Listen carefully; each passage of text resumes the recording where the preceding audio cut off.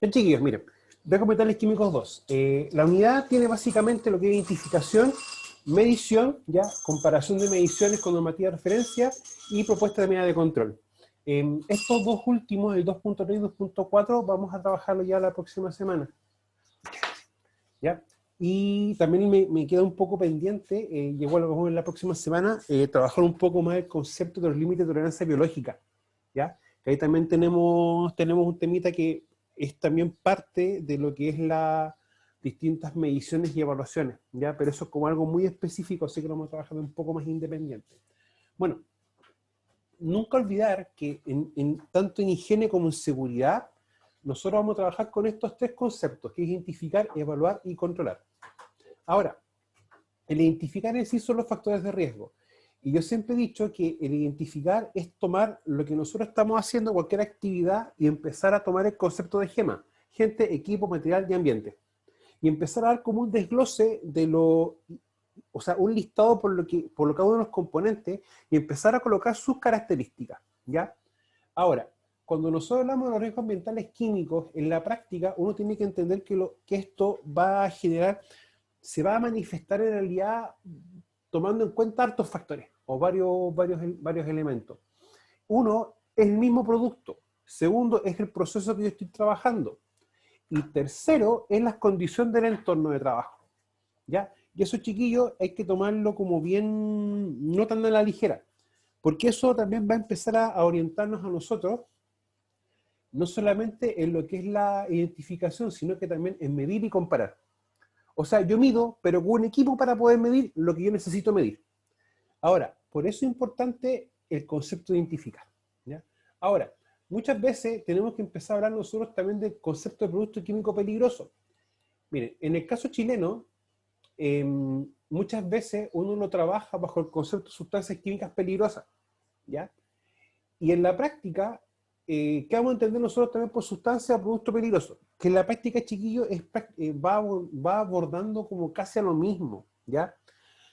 Cuando uno habla de una sustancia peligrosa en sí, uno tiene que hablar de características de peligrosidad, que eso sí es lo más correcto de decir. Tenemos sustancias tóxicas, corrosivas, infecciosas, inflamables, explosivas, radiactivas y venenosas. Las venenosas, chiquillos, es lo que netamente, por ejemplo, uno puede considerar como virus y bacterias, ¿ya? Y lo demás ya son sustancias que por sus propias características van a tener algún elemento a considerarse, ¿ya? Ahora, esto más en específico, chiquillos, vamos a trabajarlo en la unidad 4, ¿ya? Unidad 4 también de transporte y carguío, ¿ya? Para que también lo vamos a reforzar ahí un poco más, porque hay cosas muy específicas que también tenemos que ir manejando. Ahora, las sustancias peligrosas en sí son elementos químicos y subcompuestos, como se presentan en su estado natural, se producen y utilizan por la industria, tienen características de peligrosidad, que es lo que les explicaba, y pueden dañar directamente o indirectamente tanto a los trabajadores, a las personas o al medio ambiente. ¿Sí? Acá el medio ambiente tiene que ser por separado, no es una sola palabra única. Ahora, en la práctica, los riesgos para la salud, ¿ya? Y eso también, por ejemplo, va a ser un riesgo cuando uno tiene un contacto o una inhalación. ¿Ya? Nunca olvidarse, chiquillos, que las sustancias químicas peligrosas tienen a veces una diferencia en cuanto a los riesgos. Para mí el peligro siempre va a ser manipular o estar en contacto, manipular mejor dicho, sustancia peligrosa. Pero el riesgo viene asociado a dos parámetros. Parámetro uno, por ejemplo, es el contacto, y el segundo parámetro es la inhalación. Ambos parámetros, desde mi perspectiva, van a ser riesgos. O sea, tengo un peligro, que es manipular sustancias químicas, y los riesgos van a ser dos, ¿ya? Y vamos a tener dos vías de ingresos principales, la dermal y la respiratoria. Ahora, hay que también entender que van a tener unas propiedades físico-químicas, o sea, van a tener un comportamiento por sus propias características químicas y por sus propias características físicas. Sin embargo, ellos también van a tener unos comportamientos en función directamente de algo en el ambiente. Por eso yo siempre le he dicho, cuando uno va a identificar dentro del GEMA, uno va a la sección ambiente. Y ahí uno dice, ¿sabes qué? El ambiente va a ser un lugar cerrado de tanto por tantos metros, ¿ya? no tiene ventilación, o sea, tiene una pura ventana, no tiene una inyección y extracción de aire. Por lo tanto, ahí vamos a tener también a veces como su diferencia. Y esa diferencia nos va a también ayudar a poder entender el comportamiento de ciertas sustancias. O sea, por ejemplo, cuando uno limpia con el cloro, de la marca que empieza con C y termina con Inda, uno limpia ahí, pero también se da cuenta que en el ambiente uno percibe eso. O sea, uno percibe el olor. ¿Ya? Y eso se da básicamente también por un tema de ventilación y un tema también de temperatura y humedad. Por eso también es importante tener el concepto. Ahora, el riesgo, nunca olvidar que va a estar siempre asociado a la vía de exposición, ya al receptor, básicamente medio receptor asociado a sus características físicas, ya estado de salud, tamaño, sexo, edad, y el contaminante, y en el contaminante de aquí vamos a empezar también a conversar un concepto, el concepto de dosis. ¿Y la dosis qué implica? Un tiempo de exposición y una concentración o una cantidad de sustancia, ¿ya? Cuando yo hablo de dosis, uno después empezar a dosis-respuesta. O sea, yo estoy expuesto a esta dosis y voy a tener una respuesta. Y esa respuesta también uno le puede decir que va a depender del receptor. Y ahí uno empieza a preguntarse, entonces tengo una dosis, esa dosis el trabajador está expuesto, va a mostrar cierto efecto, y uno empieza a hablar dosis-respuesta, ¿ya? Cuando uno también tiene que hacer investigaciones para poder, por ejemplo, investigar las causas que desarrollaron una enfermedad profesional o también un accidente de trabajo, uno también empieza a establecer esos mecanismos, ¿ya? En el fondo, mecanismo dosis y respuesta, ¿ya? Para que también empezar a tenerlo bien, bien claro. Ahora, lo primero es identificar, ¿ya? Y el objetivo es identificar y cuantificar de forma objetiva la presencia de aquellos productos químicos, ¿ya? Y uno dice, pero entonces, no es llegar y ver qué hay y aplicar control. No, no es necesariamente. O sea, cuando uno va a empezar a hacer evaluaciones, tanto de cualidades como de cantidades, cualitativa y cuantitativa, uno tiene que empezar a darse cuenta de si hay alguna medida de control implementada, ¿ya? Y mientras yo diga, oye, ¿sabes qué? No puedo permitir que mis trabajadores estén trabajando sin nada, debo empezar a darme cuenta de aplicar un concepto que es el famoso principio precautorio. Y el principio precautorio me dice que mientras yo no tenga algo real de la cantidad de exposiciones o una noción real de en qué cantidad están expuestos, debo sí o sí aplicar una medida de control. ¿Ya?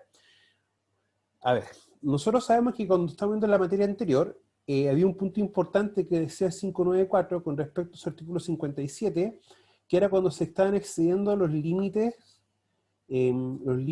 ponderados permisibles en el ambiente de trabajo producto de una medición.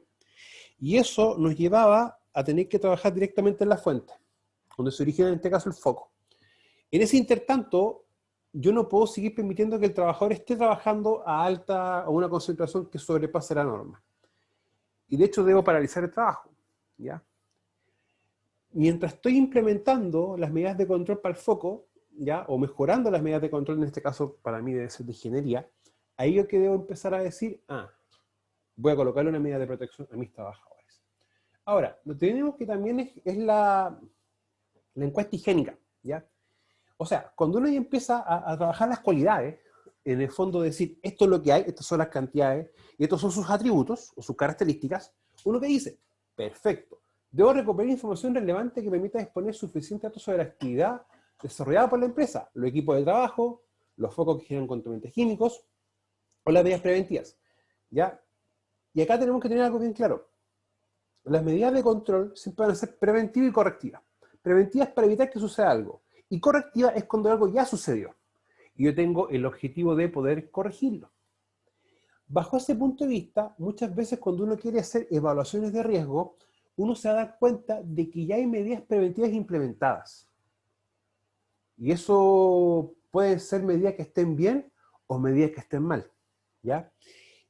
Se puede dar de los dos casos. A mí me ha tocado muchas veces presenciar un error garrafal cuando uno habla de protección respiratoria, o el famoso elemento de protección personal, ¿ya? Un respirador con un par de filtros. El tema a veces son los filtros, que me ha tocado ver presencia de que están trabajando con polvos, por ejemplo, y tienen filtros solamente para gases.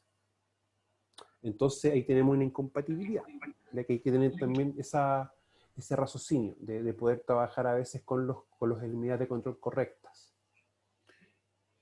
Ahora, tenemos el estudio diagnóstico de los puestos de trabajo, ya que en el fondo es un desarrollo exhaustivo del concepto GEMA, en cómo este se desarrolla ya en el trabajo, y también tenemos la ficha de seguridad de los productos químicos. Ya.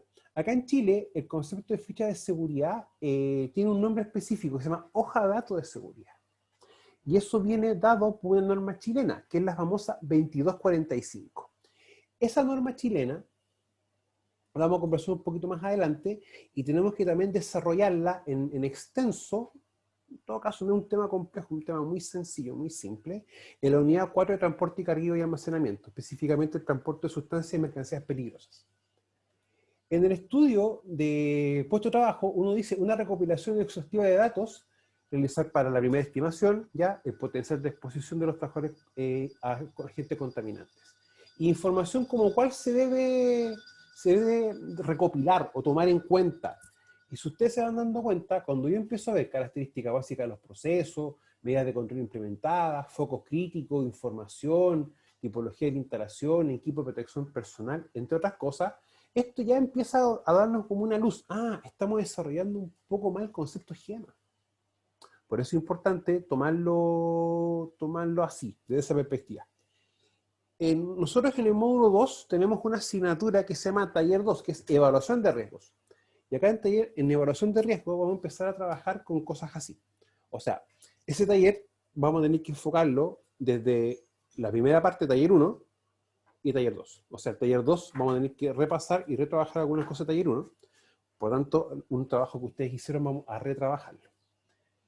La ficha de datos de seguridad es un documento técnico básico suministrado por el fabricante, suministrador o importador. En el caso chileno, el que te vende el producto, ¿ya? O el que tiene la bodega de almacenamiento que te vende sustancias peligrosas, en primera instancia, él debe darte la hoja de datos de seguridad. ¿Ya?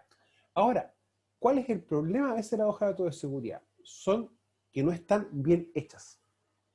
En la práctica, la hoja de datos de seguridad va a tener siempre dos nombres, la HDS y la HDST. O sea, vamos a tener una hoja de datos de seguridad y una hoja de datos de seguridad para el transporte. O sea, voy a tener que tener dos hojas de datos de seguridad. Y muchas veces me preguntan, pero Álvaro, ¿por qué tienen 16 y 10, una tiene más y otra tiene menos? Ya. Para el transporte implica llevarla de un punto A a un punto B, transportarla a otro lugar. No vamos a tener una manipulación directa. Por lo tanto, hablar de un control en este sentido, netamente va al transporte. ¿Ya? Por eso hay que muchas veces tomar en cuenta el transporte de sustancias, ¿ya? Y eso vamos a empezar a desarrollarlo también un poquito en la unidad 2, ya específicamente más en la próxima semana, en lo que respecta a las técnicas de transporte, y también un poco más en la unidad 4, de transporte, carga y almacenamiento. Ahora, cuando uno ve la hoja de datos de seguridad, que está, los 16 puntos son para el almacenamiento. Y esto acá, chiquillos, tómelo bien en serio. Esto es como, malmente uno dice, 2 cucharadas a la papa. O sea, la información que te sale acá es breve, precisa y concisa. Es lo que tú tienes que hacer. O sea, por ejemplo, medidas para combate del fuego. O sea, si hay algún incendio asociado o algún amago asociado al transporte de una sustancia o sustancias en específico, esta guía te va a orientar y a decir qué es lo que tú debes hacer. ¿Ya? Hice la diferencia entre amago e incendio, ¿ya? Porque son dos conceptos que pertenecen a incendios, como general, pero son distintos. Amago es un fuego incipiente en su origen, el cual puede ser controlado ahí mismo, con los medios propios. Y un incendio se va a definir siempre como un fuego fuera de control, el cual va a ser controlado, pero con un equipo de respuesta externo a la organización. Para que también lo tengamos bien claro. Ahora mire, información sobre el transporte, ya en este caso consideraciones sobre su disposición final, es cuando uno ya utiliza el producto y él queda en envase vacío, ya que eso también tiene un tratamiento específico que también tenemos que verlo más adelante. Propiedades físico-químicas, por ejemplo, También identificación de la sustancia química y quién la vende, y el proveedor. Información sobre la sustancia o mezcla, identificación de los riesgos, entre otras cositas. ¿Ya? Ahora, esto es importante tenerlo sí, y uno tiene que ser responsable en ese aspecto, verificarlas bien. Ahora, yo siempre he trabajado con la que me da el fabricante en su momento, pero más adelante también les voy a compartir un link de una página española que te da las hojas de datos de seguridad, están bien hechas, ¿ya? Están muy bien hechas. Y ustedes me preguntan, pero entonces, ¿por qué vamos a ver una hoja de datos de otro país? Ya. Estas normativas, como la que tenemos acá, y otras normativas más que tenemos que ver en transporte, tienen una característica principal, que si yo, por ejemplo, tengo una hoja de datos de seguridad como esta, para poder trabajar con la sustancia peligrosa, este formato y estructura va a ser válido prácticamente para toda Europa, Latinoamérica y América. ¿Ya? O sea, estamos hablando ya de documentos que tienen estructuras prácticamente iguales o muy compatibles. Por lo tanto, es importante a veces siempre tener ese horizonte. Recordemos que yo a ustedes también les comentaba que la misma ley chilena, a veces, en ciertos casos específicos y puntuales, me permite poder tomar otro cuerpo legal de referencia, ¿ya? Y si la misma ley me lo permite, por ejemplo, como en este caso, utilice tal norma, utilice esto, ¿ya? También para que lo tomemos bien en mente. Bueno, la estrategia de muestreo, chiquillo, cuando uno ya dice, esto es lo que tengo, estos son los proyectos que estoy trabajando y estos son mis procesos, uno dice, perfecto, hay que hacer la estrategia de muestreo, o cómo nosotros a realizar el muestreo de lo que tenemos presente. Porque en la práctica, nosotros siempre vamos a decir, ya, voy a muestrear, pero si yo no identifico, no hago el paso 1, que es identificar, dentro de identificar, evaluar y controlar, voy a hacer nada. Voy a estar evaluando por evaluar. Y acá también nosotros tenemos que darnos cuenta que la cuantificación mediante mediciones o tomas de muestra obtenidas en los puestos de trabajo mediante una estrategia de muestreo que garantice la representatividad de los datos obtenidos. Hay un punto que quizás yo no toqué de manera directa, que es que cuando yo hago una medición, o por ejemplo quiero medir polvo, que se ocupa un equipo que se coloca a la altura de acá de la cabeza, con una bomba de succión que va a la altura de la cintura, ¿ya? En la parte de la cintura se coloca un filtro. Ese filtro tiene que también ser cuantificado y medido en un laboratorio de referencia. Pero para yo tomar ese filtro y enviarlo, se debe hacer bajo un protocolo bien estricto, ¿ya? Por un tema, por ejemplo, de posibles adulteración de la muestra. O sea, no es que alguien venga, la limpie y le coloque otro, que puede pasar también, ojo. Pero es que las muestras también, para poder ser procesadas, tienen que seguir un parámetro de control bien estricto. Y esto, chiquillos, también se da mucho en otro contexto, cuando uno quiere sacar, por ejemplo, tomas de agua, o muestras de agua, que la misma ley te define, en ese caso, hasta las características del envase que soporta o va a retener el agua y las temperaturas del transporte. Ahora, clasificación general del equipo de muestreo o medición, método de muestreo de referencia, tipo de muestreo y persona objeto de las mediciones o muestras. Nunca olvidéis, chiquillos, que también los tipos de muestreo van a estar asociados al límite que nosotros queramos evaluar. Nosotros en la clase anterior vimos 3 tipos de límite: ponderado permisible, ponderado temporal y ponderado absoluto. Diferencias primarias entre los 3, los tiempos en los cuales yo voy a estar expuesto, ¿ya?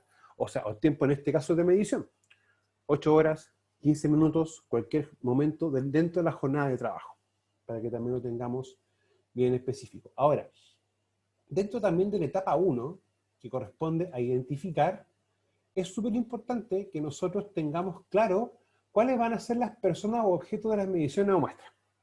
O sea, si yo tengo, por ejemplo, 3 personas trabajando en un puro punto, ¿voy a medir a las 3? Yo diría que no, ¿ya? Por un tema de tiempo y un tema también de uso de recursos. Y bajo ese punto de vista, empiezan a hacer otro concepto, que se llama GES, Grupo de Exposición Similar. ¿Ya? Y esto muchas veces uno lo tiene que aplicar a veces en algunas empresas cuando los puestos de trabajo y las características y el ambiente de trabajo son prácticamente iguales. ¿Ya? Entonces, si yo tengo, por ejemplo, 15 puestos de trabajo, no voy a estar viendo los 15 por quizás un tema de tiempo y un tema también de recursos. Quizás voy a medir 3 o 4 o 5, ¿ya? y después voy a asimilar las mediciones y las características a los otros puntos que no se midieron, pero que tienen esa representatividad.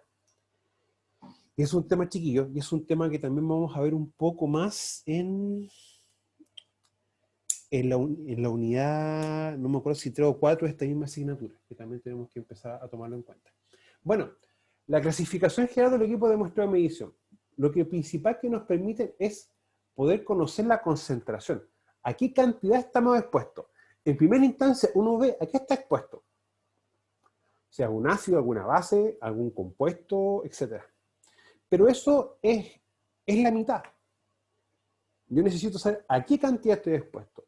Porque esa cantidad que estoy expuesto me va a poder servir y me va a ayudar a trabajar en la parte de evaluación, específicamente en comparar. Y el comparar, chiquillo, hay que entenderlo claramente, que es tomar el valor que yo obtuve, o el valor que a mí me dio el equipo, si es un equipo de data logger que me va a trabajar una cantidad de horas de medición, digo yo el promedio ponderado, dependiendo de algún factor en realidad, dependiendo también de lo que vayamos a medir, y ese valor lo comparo con una norma de referencia, que para el caso chileno, o nuestro caso, mejor dicho, es el Decreto Supremo 594. ¿Ya? Por eso es importante también tenerlo bien claro y presente. ¿Ya? Ahora, recurrir a determinado equipo específico que nos permiten obtener con fiabilidad la cantidad de sustancias que hay en el ambiente. Estos equipos se denominan equipos de muestreo o medición, y el de ingeniería industrial se clasifican ya en varios tipos. El primero, equipo de lectura directa o indicativo, muchas veces es también para poder reforzar el tipo de sustancias que tenemos presentes en el ambiente de trabajo, ¿ya? Y eso también es un tema muchas veces. La química, en algunos aspectos, es como bien amplia. ¿En qué sentido? Que no solamente me permite que una sustancia esté trabajando sola, sino que a veces también me permite que las sustancias se empiecen a mezclar. Y ese producto de esa mezcla va a tener quizás otras características de peligrosidad. Y esto también a veces me ayuda a resaltarlo.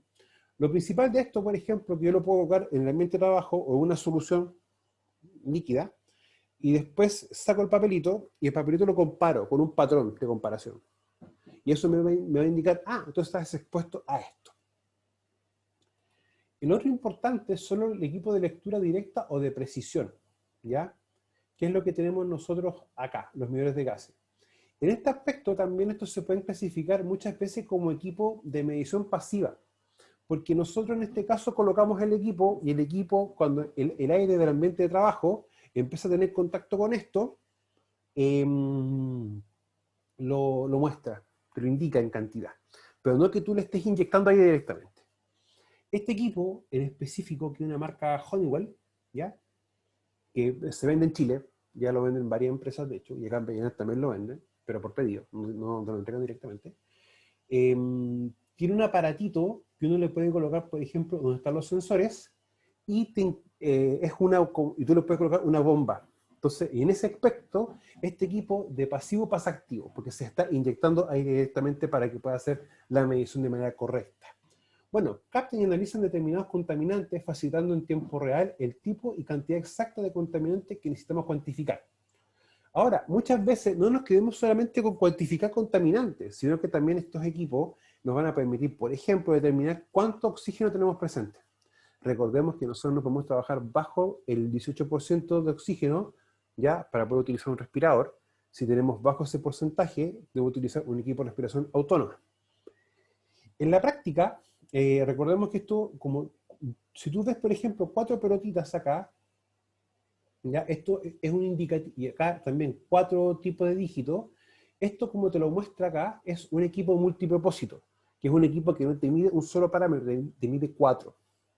En minería subterránea, por ejemplo, vamos a trabajar siempre con 4 parámetros: oxígeno, monóxido de carbono, ¿ya? Humos nitrosos, los famosos NOx, que vienen asociados a la combustión de un vehículo, y el del Low Explosion Level, o el nivel mínimo de explosión, cuando detecta algún líquido o agente inflamable en el ambiente de trabajo, ¿ya? Ahora, si estamos, por ejemplo, trabajando en un lugar donde hay amoníaco, vamos a tener que, el medio tiene que tener amoníaco, NH3, por ejemplo, ¿ya? Y así sucesivamente. O sea, por eso es importante, aunque parezca redundante, cuando yo identifico bien las sustancias, ahí me doy cuenta qué es lo que debo medir. Las mediciones, chiquillos, tienen que también tener o cumplir con propósitos. Primero que todo, yo no voy a medir por medir para probar un equipo, ver si funciona bien, entre otras cosas. Sino que también para darnos cuenta de empezar a verificar y ver las medidas de control. O sea, en un aspecto primario, yo estoy claro que tengo que trabajar con lo que respecta al Código del Trabajo, el artículo 184. Verificar las condiciones de seguridad. Y ahí tenemos un tema. O sea, lo que me permiten, por ejemplo, estos equipos es poder hacer eso. Ya poder verificar realmente si se encuentran los límites adecuados para que los trabajadores puedan estar, ya que también me permite, por ejemplo, poder verificar si las medidas de control que yo implementé están funcionando adecuadamente.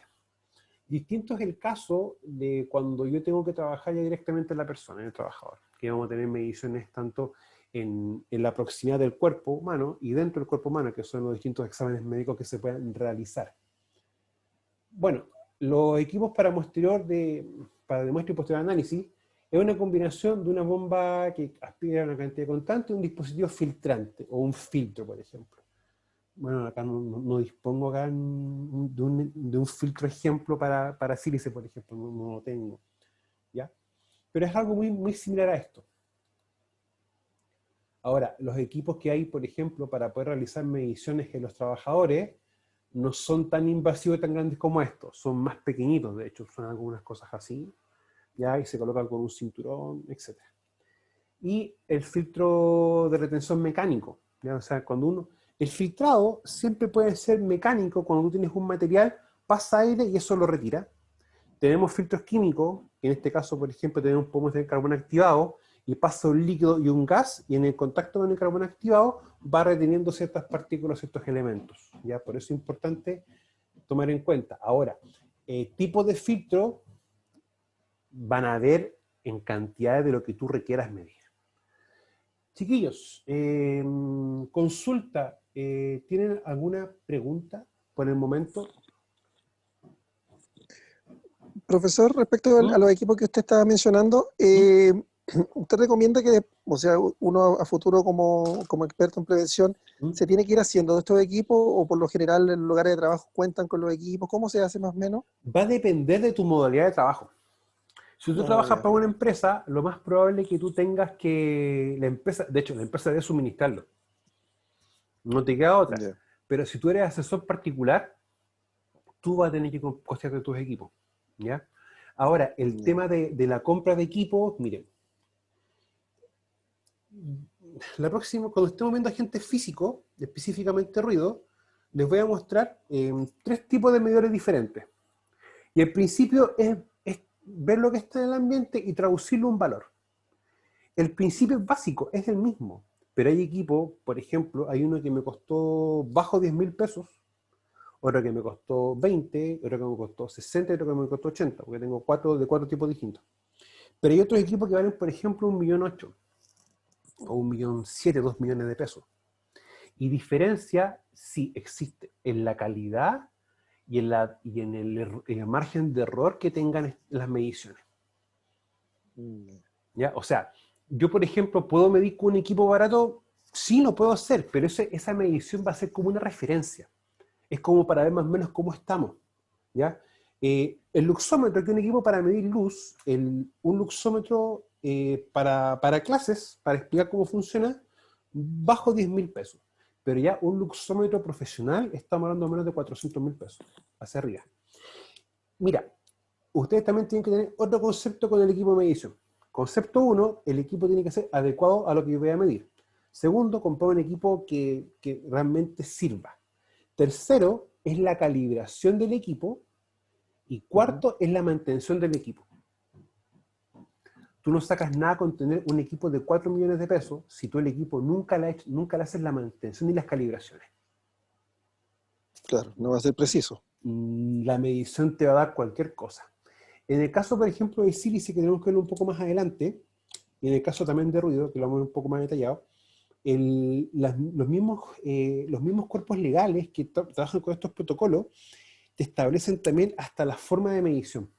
Cuando uno, por ejemplo, mide ruido, ya el equipo me mide tanto, pero yo sé realmente si el equipo está midiendo adecuadamente. Entonces uno, por ejemplo, coloca un equipo que te va a medir una señal en cierto nivel, que son 104 decibeles. Hay de 104 y 102. Yo coloco el equipo, y si lo enciendo en 104 y me marca 104, ok, está funcionando bien, ¿ya? Y ahí uno empieza a hacer todo el tema. Ahora, acá muchas veces, acá por ejemplo, hay un fallo, o que no lo consideré directamente, y que lo puedo explicar por ahora. Cuando yo mido, ¿ya? Uno también tiene que medir en función de, bueno, los límites permisibles, bueno, tampoco es un fallo. Los límites permisibles, los LPP, LPT y LPA, te van a indicar los tiempos de medición, ¿ya? Y eso es importante cuando uno planifica la medición, ¿ya? Para estar más o menos acorde con aquello, ¿ya? No sé, chiquillos, si tienen alguna otra pregunta. Profesor, Sí, dígame, Tania. con lo que preguntaba mi compañero, ¿Mm? uno también como asesor puede acompañarse con alguna mutualidad Sí. para ver el tema de medición. No, no específicamente que sea el asesor que tenga eso. Mira, es que a ver, mira, lo que pasa es que, mira, las mutualidades, mira, recuerden que la mutualidad va a tener siempre tres tipos de prestaciones: médicas, económicas, que son para el trabajador, y las preventivas, que son para el lugar de trabajo. Y en ese aspecto, uno tiene que trabajar mano a mano con la mutualidad. La mutualidad, chiquillos, ellos tienen equipos y te van a hacer las mediciones porque ellos por ley están obligados a realizar las distintas mediciones, ¿ya? Por lo tanto, el organismo administrador de la ley tiene que cumplir con tal evento y te va a asesorar en las mediciones. Y créanme, chiquillos, que, ¿por qué se los digo? Los equipos, por ejemplo, que utilizan las distintas mutualidades para ruido, están bordeando los 3 millones de pesos. Para gases y para polvos, quizás un poquito más. No son equipos baratos, ¿ya? Y muchas veces las empresas no los consideran. De hecho, en muchas empresas les va a tocar que la higiene industrial como que no la entienden mucho. Ahí está nuestra función. Chiquillos, ¿alguna otra duda que ustedes puedan tener, por favor? Por mi parte, no. ¿No? ¿Rodrigo? No, profesor, está muy ¿No? claro, gracias. Ya. Mire, el día viernes nos podemos juntar a las 3:30 igual para poder terminar de revisar esta PPT. ¿Les parece? ¿Sí? Sí, profe. ¿Sí? Ya, porque igual, chiquillo, es bastante lo que la cantidad de materia. O sea, hemos tratado de comprimirla, pero no se puede comprimir más. Me interesa eso. Ya, chiquillos, entonces, durante la tarde les voy a estar enviando el link para la clase de mañana. Ya, se los voy a enviar para que la clase de mañana probemos cómo funciona con Meet. ¿Ya? Para Ya, ver profe. si nos acomoda y también les acomoda a ustedes eso. Recuerden que Meet no requiere programa, ¿ya? Se trabaja por plataformas de correo, ¿ya? Lo que sí, chiquillos, y que quede grabado, por favor, regularicen y normalicen el uso de los correos, específicamente el correo de universidad, ¿ya? Si van teniendo ustedes dudas con sus correos de universidad, me envían un correíto y yo los derivo con la persona que los puede ayudar, ¿ya? Ya, profe. Ya, señores, que tengan muy buen día, nos vemos mañana, que estén muy bien. Ya, igual ustedes, cuídense, chao. Chao, chao, chicos, cuídense mucho. Chao, chao. Vale. Ya, pues, pero mañana en cuarta, ¿verdad?